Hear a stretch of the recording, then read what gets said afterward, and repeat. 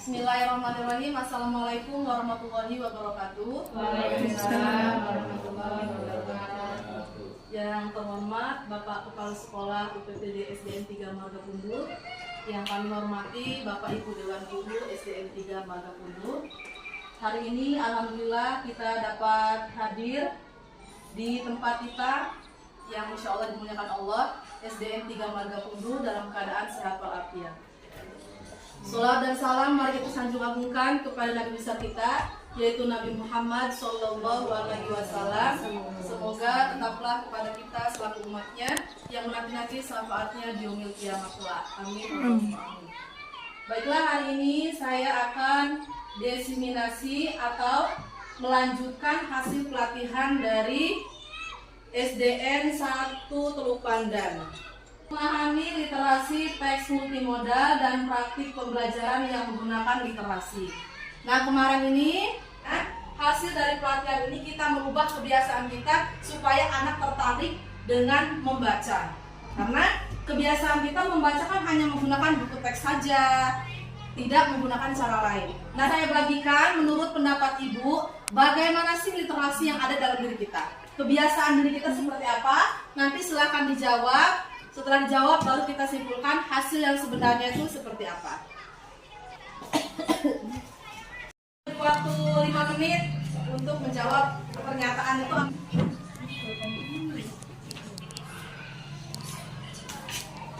Sudah selesai Bapak Ibu?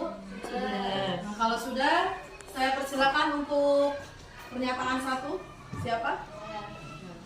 Silakan dibaca pertanyaannya. Pernyataan 1, literasi tidak hanya baca tulis, itu tepat atau tidak ya Bu? Ya, jadi literasi itu kan kemampuan untuk meningkatkan pengetahuan, karena literasi memiliki makna yang jauh, yaitu kapasitas seseorang untuk terkoneksi secara efektif, mampu menginterpretasikan dan melihat secara luas.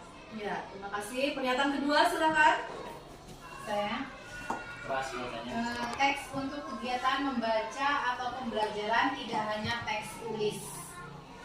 Tidak setuju dengan adanya hanya teks tulis. Jadi bisa kita dapatkan membaca bukan hanya kita dapatkan dari teks tulis, bisa kita dapatkan melalui media, ya, media sosial misalnya, terus YouTube, TV kayak gitu. Jadi bisa kita dapatkan dari mana saja. Pernyataan ketiga, program membaca di sekolah bisa menggunakan buku atau bacaan apapun saja yang tersedia di sekolah. Tepat, karena ini program membaca di sekolah, jadi kita menggunakan fasilitas apapun yang ada di sekolah. Bisa buku bacaan, buku pelajaran, dan buku apapun yang ada di perpustakaan. Kita manfaatkan perpustakaan itu agar perpustakaannya hidup. Ya, terima kasih. Silakan pernyataan keempat. Oke, pernyataan keempat ini, anak yang lancar membaca pasti dapat memahami isi bacaan. Menurut saya ini kurang tepat, Bu. Ya. Sebab kata memahami di sini kita memacu pada kata memahami. Kata memahami itu perlu namanya pemikiran, kan, bukan hanya membaca saja. Maka saya katakan ini kurang tepat. Ya, terima kasih. Ya, silakan pernyataan keempat. Membaca dilakukan dalam mata pelajaran bahasa Indonesia. Menurut saya itu tidak tepat, ya, karena semua mata pelajaran itu murid-murid harus bisa membaca. Terima kasih Pak. Silakan yang keenam. Guru tidak perlu melakukan asesmen kemampuan membaca siswa secara berkala. Jawabannya tidak benar. Karena asesmen berkala penting untuk memantau perkembangan kemampuan baca siswa. Asesmen kemampuan membaca secara berkala sangat penting untuk memastikan setiap siswa dapat berkembang secara optimal dalam keterampilan membaca. Ya, terima kasih. Silakan pernyataan ketujuh. Pernyataan ketujuh, di sini guru tidak perlu memodelkan atau melatih cara strategi membaca karena peserta didik yang diharapkan lebih aktif dalam pembelajaran. Menurut saya pernyataan ini tidak tepat. Alasannya karena guru merupakan model bagi peserta didik dan sebaiknya guru memotivasi peserta didik untuk aktif dalam pembelajaran.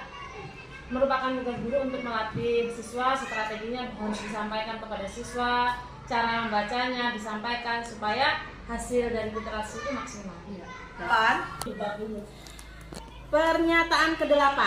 Pembelajaran membaca dilakukan dengan melatih peserta didik menggabungkan bunyi huruf. Menurut saya tepat, karena dengan berlatih menggabungkan bunyi huruf, peserta didik akan lebih mudah memahami suku kata demi kata dari huruf yang dibaca. Contoh, huruf B bertemu dengan U, jadi berbunyi bu. Ditambah huruf K bertemu dengan U menjadi ku, maka terbentuklah menjadi suku kata buku. Iya. Oke. Luar biasa untuk guru SDN 3 Marga Pundut. Kasih tepuk tangan dulu.